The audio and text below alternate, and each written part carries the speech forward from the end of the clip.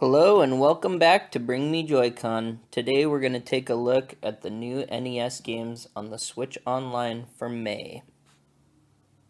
If you're new here, make sure you like and subscribe so you don't miss any Switch news this year. Let's get into it. I see a lot of complaining online about the new NES games that came to the Nintendo Switch this month. But are they as bad as everyone says? Let's take a look at each game and find out. The first game I want to talk about is Donkey Kong Jr. This game was originally an arcade game that came out in 1982 and got ported to the home console, not just the NES, but to pretty much everything that was out at the time. Systems like the Atari 2600, the Atari 7800, and the Atari 8-bit family. Also the ColecoVision. This game has been on so many systems, but is it a bad game? Is what the other YouTubers are saying true? No. In fact, out of the three games, in my opinion, this is the best one. Mario has captured Donkey Kong, and it's up to Donkey Kong Jr. to rescue his dad. He will have to climb ropes and jump across platforms while collecting delicious fruit to get to the key and save his dad. It seems crazy because in 2019, Mario is seen as the hero, but after the last game, when Donkey Kong stole Mario's girl Pauline, I'm sure he's mad and wants revenge on Donkey Kong. This game is a ton of fun, and I don't think it gets enough credit for being a great game in a time where there were so many bad games out there. Versus Excite Bike is the next game I want to take a look at. It was a Japanese exclusive, so it's really cool that we got in the US on the Switch. Unlike the original, it had two-player mode and an entirely different soundtrack.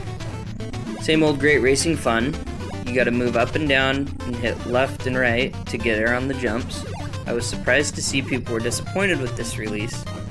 The original was a great game, and this one just built upon that, allowing for multiplayer. There are a lot of games they could have chosen that are better, but this one is definitely not a bad game, and I really think it's worth your time and a good playthrough. The last game I want to talk about is Clu Clu Land. This game was released in Japan in 1984 and in North America in 1985. You play as a balloon fish named Bubbles, or in Japan her name is Gloopy. The point of the game is to uncover the gold pieces and avoid the enemies. Basically, if you push any given direction, you grab a pole and it turns your character a different direction. I fully understand the disappointment and the backlash this month, as this is one of the worst games I've ever played in my whole life. I tried really hard to get into it, and I can't. It's just awful.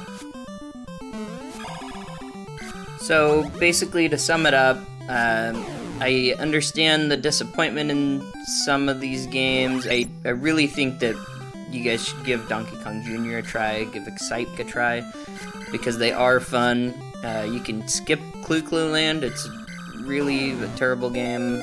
I wouldn't waste my time with it. If you enjoyed my video, if I was helpful, if it was informative, make sure you like and subscribe, and I'll see you guys in the next video.